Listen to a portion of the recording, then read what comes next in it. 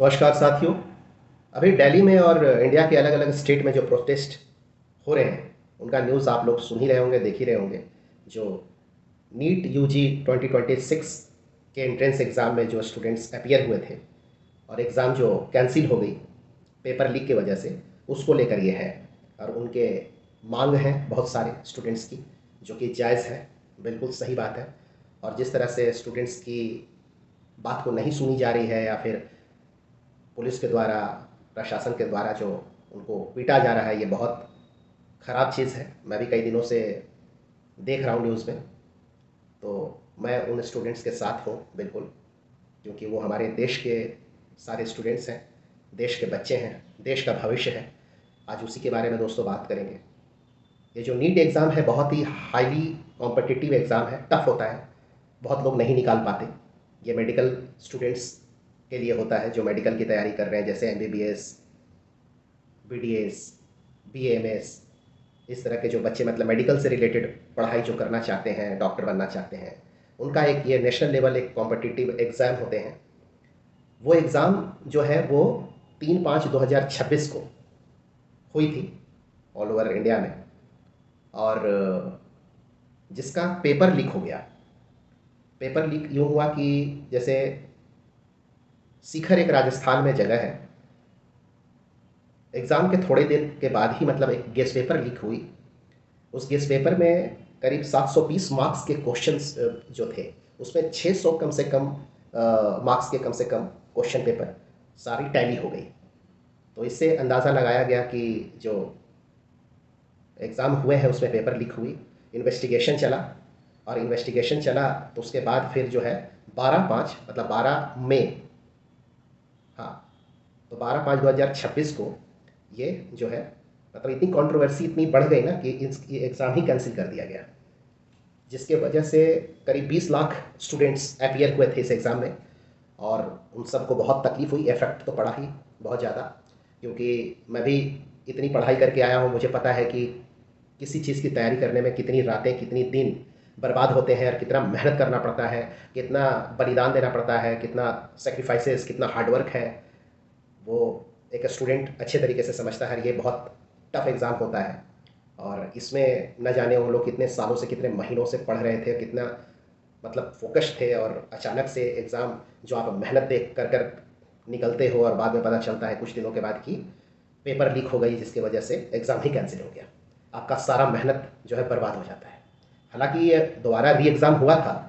ये दोबारा जो है 21 जून 2026 को री एग्ज़ाम हुआ दोबारा, ठीक है। और उसी के बेस पे सारे जो है ये तय किया गया कि कौन पास हुआ, कौन फेल हुआ, और उसके बेस पे एडमिशन्स वगैरह सारे हो रहे हैं।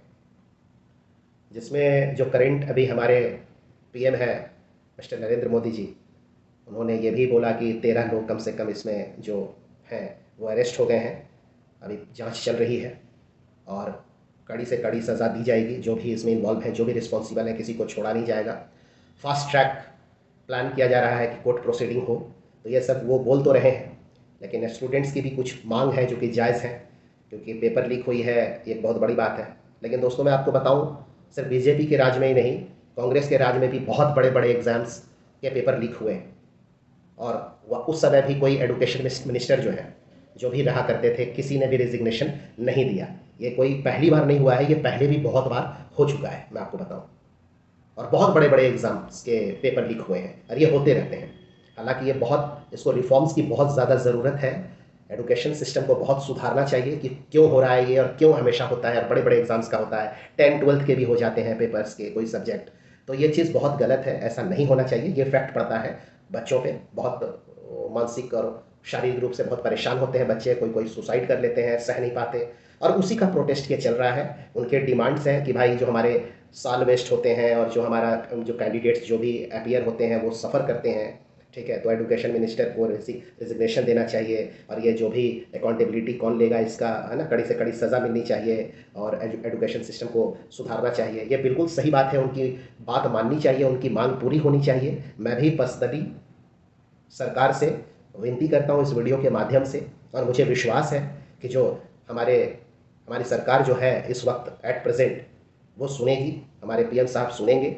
और उन्होंने जैसा कि खुद भी बोला है मीडिया में, तो मुझे उम्मीद है कि ये चीज़ जल्द से जल्द पूरी की जाएगी और आगे ऐसा ना हो, इस चीज़ को सुनिश्चित करें और बच्चों को न्याय मिलना चाहिए, कभी आगे दिक्कत ना हो ऐसा, ये चीज़ सुनिश्चित करें। जो भी ये किया है, जितने भी लोग इन्वॉल्व हैं इसमें, ऑफिसर्स, सारे स्टाफ, इन सबको कड़ी से कड़ी सज़ा मिलनी चाहिए। बच्चों को न्याय मिलना चाहिए, हमारे देश के भविष्य हैं, देश के बच्चे हैं, कोई क्रिमिनल नहीं है, ठीक है। मैं स्टूडेंट्स को भी बोलूँगा कि अपना ख्याल रखिए आप लोग, ठीक है। अपने तरफ से थोड़ा सब्र बनाए रखें। कई बार क्या होता है कि कुछ इश्यूज़ होते हैं तो अपोजिशन पार्टी जो है इसमें अपना जो है दाल गलाने आ जाती है, क्योंकि अपोजिशन पार्टी का काम ही यही होते हैं। वो मतलब एक समझ लो मौकाप्रस्त होते हैं वो लोग, ठीक है। तो बहुत लोग बहुत बहकाएंगे, बहुत सारी चीज़ें करेंगे, लेकिन आपको अपना काम करना है, अपना ख्याल रखना है। और पुलिस की बात करूँ तो पुलिस वाले भी ऑर्डर बेचारों को मिलता है, इस वजह से वो लोग पीटते हैं। वो लोग करें तो करें क्या? पुलिस वाले स्टूडेंट्स को मार रहे हैं, फिर स्टूडेंट्स भी पुलिस वाले को मार रहे हैं, फिर चीज़ें पर्सनल लेवल पे आ जाती हैं, पर्सनल फिर बगावत और लड़ाइयाँ, इस तरह की चीज़ें चल रही हैं। बहुत तरह तरह के वीडियोज़ वायरल हो रहे हैं इससे रिलेटेड। बड़ा दुख की बात है स्टूडेंट्स के लिए, बहुत मुझे बुरा फील हो रहा है। उनकी मांग बिल्कुल पूरी होनी चाहिए, उनकी बात दबनी नहीं चाहिए, ठीक है। मैं उनके साथ हूँ और बहुत लोग देश के उनके साथ हैं, वो अकेला फील ना करें, ठीक है। और सरकार पे मुझे भरोसा है कि सरकार भी इस चीज़ को ठीक करेगी, आगे कभी फ्यूचर में ऐसी दिक्कत ना हो। स्टूडेंट्स के साथ प्लीज़ ऐसा ना करें, ठीक है। पुलिस वालों को भी ये समझना चाहिए। तो आप समझिए, आप लोग अपना ख्याल रखिए, ठीक है। हम लोग आपके साथ हैं। बहुत बहुत धन्यवाद।